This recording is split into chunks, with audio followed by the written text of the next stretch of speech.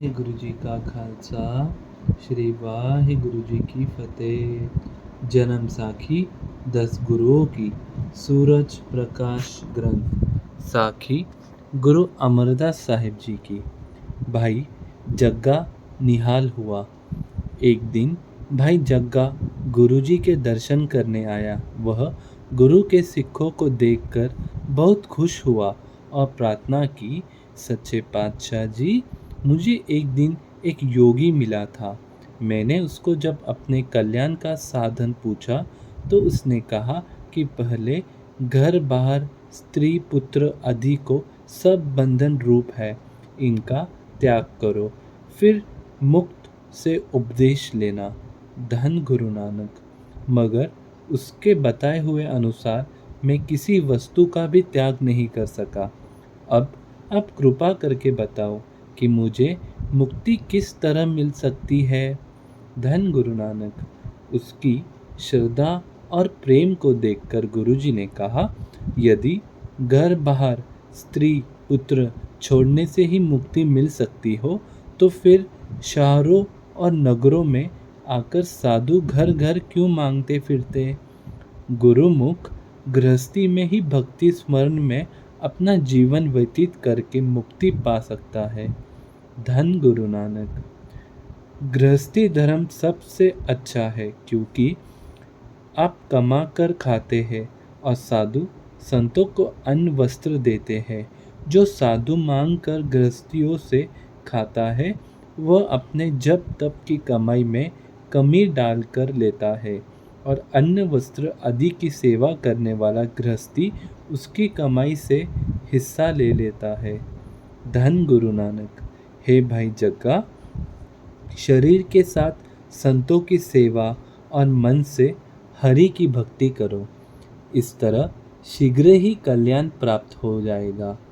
गुरु जी के इस उपदेश को हृदय में धारण करके भाई जग्गा गुरु जी की संगत की सेवा में लगकर सौभाग्यशाली हो गया। धन गुरु नानक। धन गुरु अमरदास साहिब जी। भाई खानू, माया और गोविंद गुरु जी के पास उपस्थित हुए। उन्होंने प्रार्थना की कि हमें भक्ति का उपदेश दो जिससे हमारा कल्याण हो जाएगा। गुरु जी ने कहा, भाई भक्ति 3 प्रकार की है, नवधा, प्रेमा और परा। यथा नवधा भक्ति।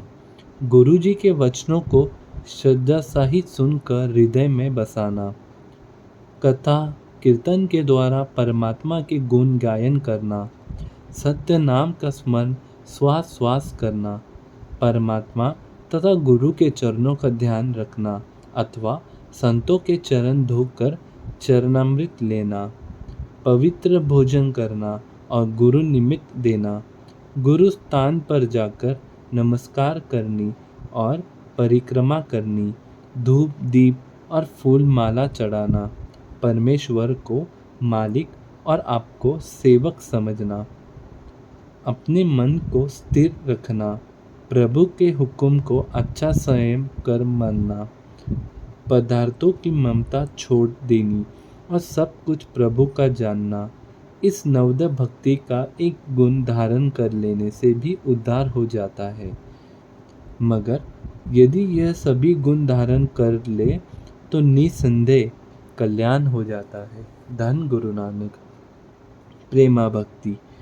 जिस तरह वृक्ष का फल पहले हरा होता है, उसका स्वाद भी कड़वा होता है, फिर यह फल खट्टा हो जाता है, फिर वृक्ष से रस लेकर रसील हो जाता है, मीठा बन जाता है।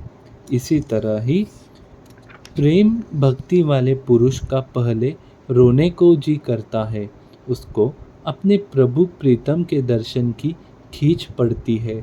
वह यह समझ कर कि मित्र से बिछड़कर दुख पा रहा है और गदगद हो जाता है।